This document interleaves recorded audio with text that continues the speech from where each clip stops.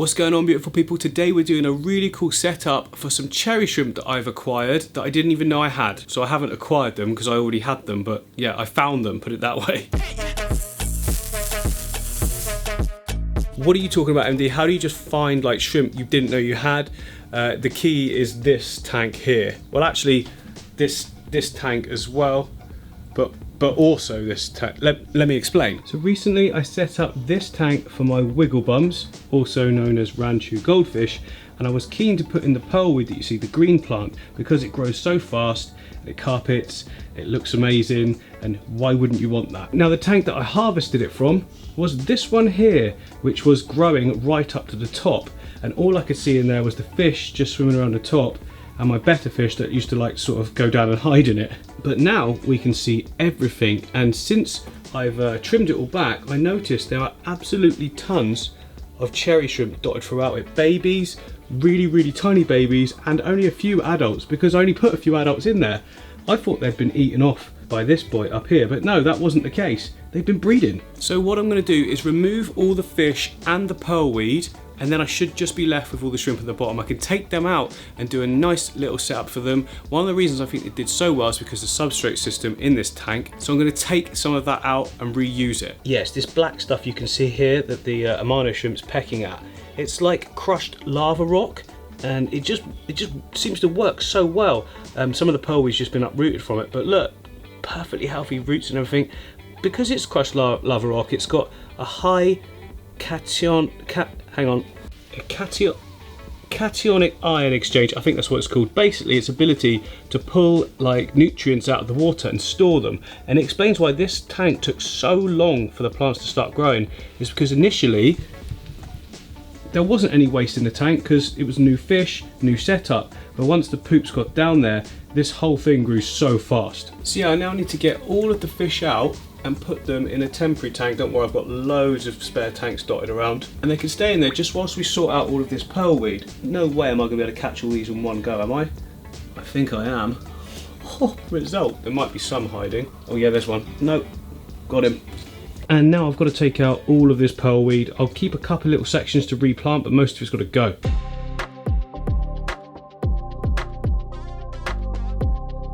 Oh, even though it's dirty, there is a ton of activity down there, so I think it was a really successful breeding colony. Right, the tank is cleaned. I stuck a little filter in there with some filter floss, and I put some AQUARIAN from API in there, and it just cleared it in like a day, like completely cleared it. Look at that, it's like there's no water in it. But now we can see down here, look, we've got so many shrimp, like even more than I thought. So I'm seeing a couple of adults, that's more like a breeding size adult. There's a couple of them, but the majority are just these tiny little babies that are just dotted about everywhere, all over the substrate. There's one in the center there. There's one up here on the filter. There's quite a few of them down here in this little shaded green area. There's got to be a good 50 babies in there, I reckon. There's quite a lot all along the back I can see as well. I'm not sure the camera's going to pick them up because they're so small, but yeah, tons and tons of shrimp, which is great. I've just got to catch them all out.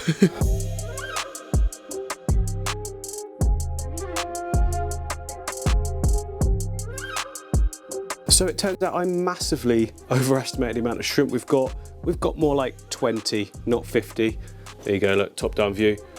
Almost all of them are babies. There's a couple that I would class as adults. See that big one right at the side there, and there's another one that's slightly big, I think a male. So they're probably the only two that have been breeding in there, which is absolutely fine. I think a lot of the larger parents or adults, sorry, I think a lot of the larger adults got picked off by the betta fish because they're easy to spot, and because of the amount of pearlweed we had in that tank, hello guys, because of the amount of pearlweed we had in that tank, the babies were able to hide, which is cool because now we've got a good colony to start in the new tank. And here is the new tank, which is absolutely filthy. It doesn't even have a light. Let's get that sorted.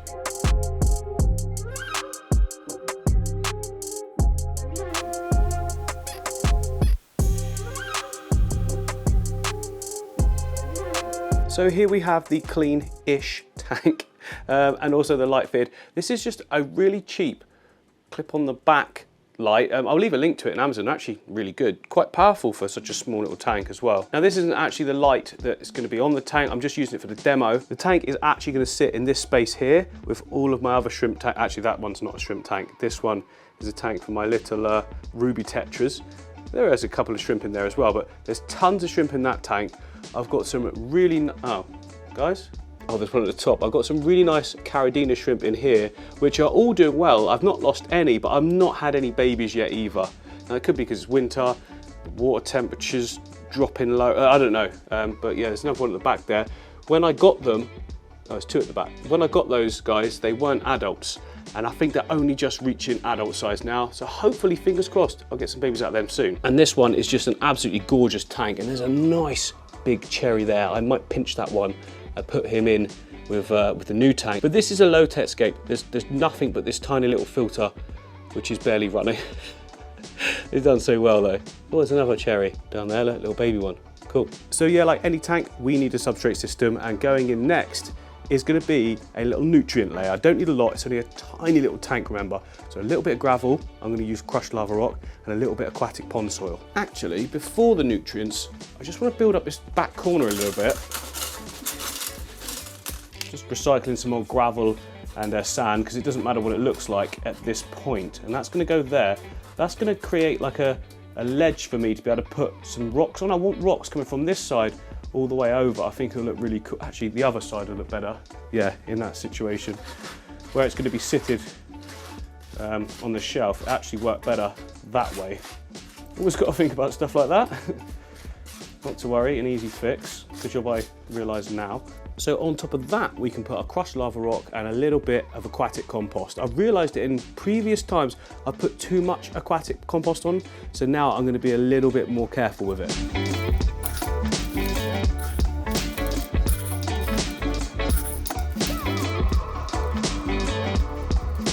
And here is the aquatic compost. Now remember, you don't have to use crushed lava rock like me. It's of benefit if you can get hold of it. It's just really good for beneficial bacteria to colonise. It's so porous, you see, and the surface area is huge. But you can use pea gravel if you want, basically the same stuff as I had down as a building layer. And there we go, that's enough aquatic compost, I think. I'm not gonna put any more than that. Now, if you want, you can sprinkle some crushed root tabs or just place them in there on top of that. That is what I always do as well. So next up, I wanna use the same gravel that we had in the other tank that the cherry shrimp were breeding in on top of this substrate system. It seemed to do really well. Yeah, I'm talking about this stuff here. It's basically, again, crushed lava rock, really small. I want it, but I don't want the big gravel stuff as well. So I'm gonna have to sieve it, I think. Oh, watch out, Amano shrimp, I'm coming in. So it's gonna be a little bit tricky because there is a layer under it. No, get out, get out. Why? Look, you've got this whole tank and you wanna do that. You have to sort of push it in. Okay, I've got some there. And then just put it through this sieve. Some of it's gonna get through because some of the bits are smaller. In fact, it might look terrible, but we'll see. It looks like it's working. I mean, that is how a sieve works, to be fair. No, it didn't work. Almost did. The holes are too large, though. Got a finer one, but it might be too fine. Try again. I don't think it's going to work, though. I think it is. It just needs... I think it needs water to help it go through. I think it's just about the right size. It's probably the size they use when they're making the product. Yes, it is kind of working, but to be fair, I'd be here for ages, but it will be worth it though. Right, it took a while, but I think we've got enough there. I also found some more of it dry in a pack. I had a little look and I found a little bit more. So we've got double that basically, which doesn't look like a huge amount, but should be enough. Okay, I'll put the wet stuff in first. Just pile it at the back and sort of let it fall. Good job I've got more actually, because this is nowhere near enough. It'll do a thin covering, but obviously we've got soil under there, so we need more than just a thin covering.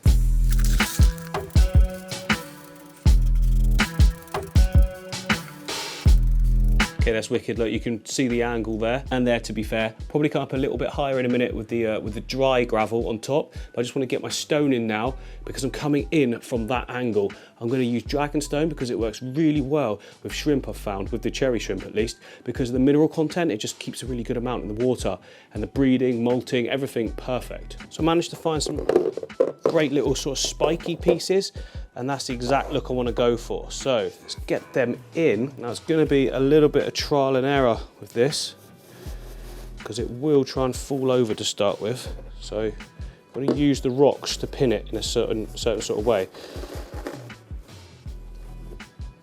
So I'm going for angles all at that sort of 45 degree, and then as it comes up, it can come up a little bit higher. That might be a good one to rest on. And use that. No, that way. Yeah, that's too symmetrical. Doesn't look good.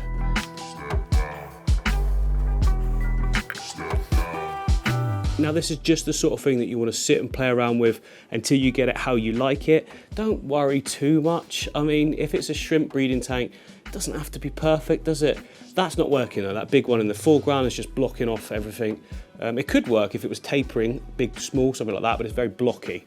Lots of details here on the back bits, and this bit's quite sort of flat, so we'll swap that out. And I'll just keep going until I get something I like.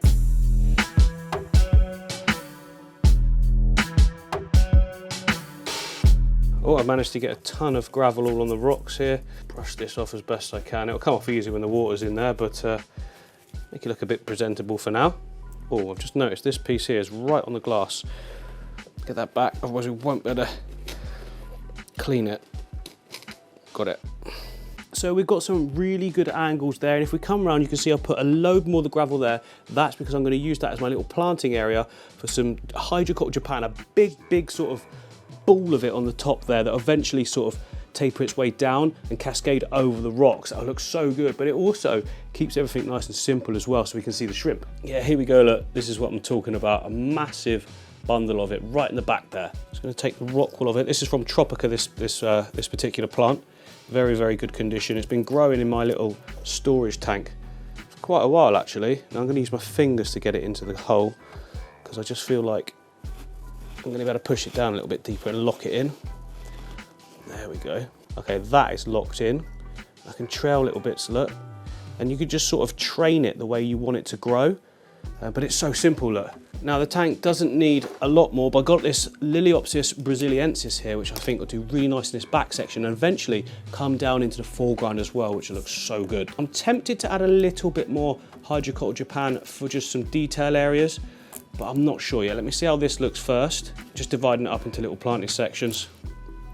Get more out of the plant then. Okay, first of all, I just want one in there. I think that's a good little spot. Tiny bit of detail in that foreground, and we don't need more than that there. We want one over here as well, just to get that area started. And then the other two over this side, where you can see them though, otherwise there's not really a lot of point in putting them in.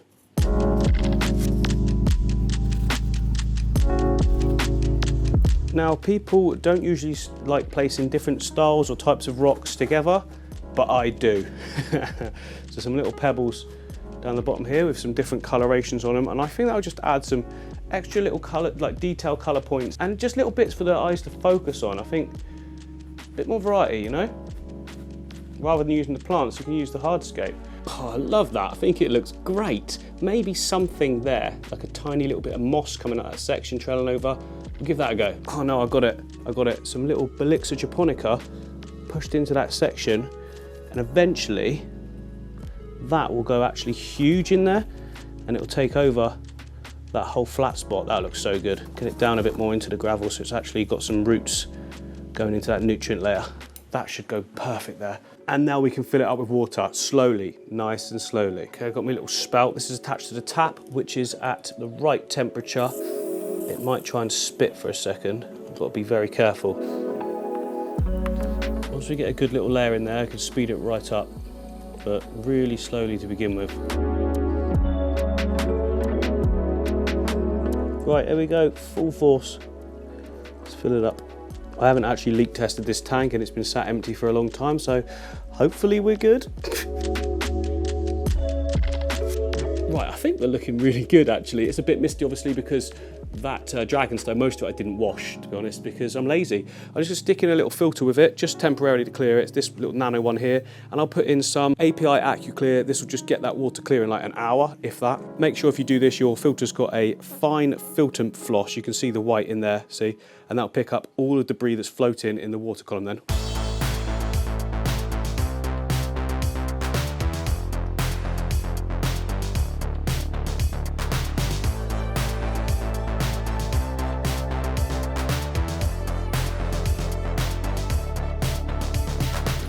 So it's now the next day, as you can see, crystal clear. I kept the filter in for like an hour, and then after that, perfect. I've just left it. The plants are already sort of standing up and growing exactly where we want them to, which is great. We can now add the shrimp, and here they all are, look, present and accounted for. I did have some floating plants with them, so they're all okay, but yeah, they're all good. There's loads in there. All collected up. Oh, calm down. Right, put them in. Okay, they're all calm now. Put them all in. New home. You're gonna love it, guys. That's everyone. Oh, all over the rock straight away. So what we've got here is one of those really simple scapes, but looks absolutely amazing straight away. So you're probably thinking, how can you just chuck a bunch of shrimp in a brand new tank that's not even been cycled? Well, as you can see here, I'm adding API Quick Start to the mix, which is beneficial bacteria. This basically seeds the tank for brand new beneficial bacteria growth. And I'll also be doing daily checks of the water just to make sure there's no spikes in ammonia or nitrite. But given the fact that we've got such a low bio load, I'm not expecting anything like that. I will do daily water changes anyway, but the first week I'll do 50%. This will also help stop any algae growth whilst the plants are fully settling and getting established. After about a week, I'll probably drop the water changes down to every other day. And then after that, probably not at all for a good while, and just keep topping it up. Come 3 weeks, this tank will be growing in absolutely loads anyway. The plants will be established and we will be away. Now, as said previous, my hope is that the minerals in the dragonstone really do help out the shrimp, and that's what I'm finding quite regularly on any tank that I put dragonstone in. I get much better results with Neocaridina shrimp. Combine that with a neutral substrate and we seem to be onto a winner chicken dinner. I don't know why I said that, sorry. And do you remember when I was putting together the hardscape, I said to you guys, often people don't put different types of rock together because they think it looks unnatural. I kind of don't agree, because look at this. I think that all suits each other so well. You know, the small pebbles with the dragonstone. I think it gives a more interesting look than if I just crushed up smaller pieces of dragonstone and then laid them down in that bottom section. I think this is just way nicer. And look at this. The cherry shrimp seem to really like it as well. So this one here is definitely the adult male of the group. You just look at the shape of the back end of him. There's nowhere the eggs would go. And he's very red, but also a male. Normally you get like lighter colors with the male. So probably means we're gonna have really nice offspring, as we have been getting. Look at how red all of the babies are. Now, I'm not sure if we've actually got an adult female in this group, but I do know that there's one in this tank. So I'd like to move it across. Where is it? I think it's, oh, there we go. Yes. There she is. Catching her, putting her in. Okay, here she comes. Put her in if she wants to. Come on. Out you go. There. So this is brilliant because it means we've now increased the gene pool as well, because she's from completely different batches, different times, and we've got 2 adults in there now that will hopefully just keep the breeding going. We get even more shrimp. She looks completely at home straight away, so hopefully settle quickly, breeding quickly. Anyway, I hope you guys have enjoyed this one. Don't forget all the liking and the subscribing and clicking things and all that, and hopefully I'll see you on the next one.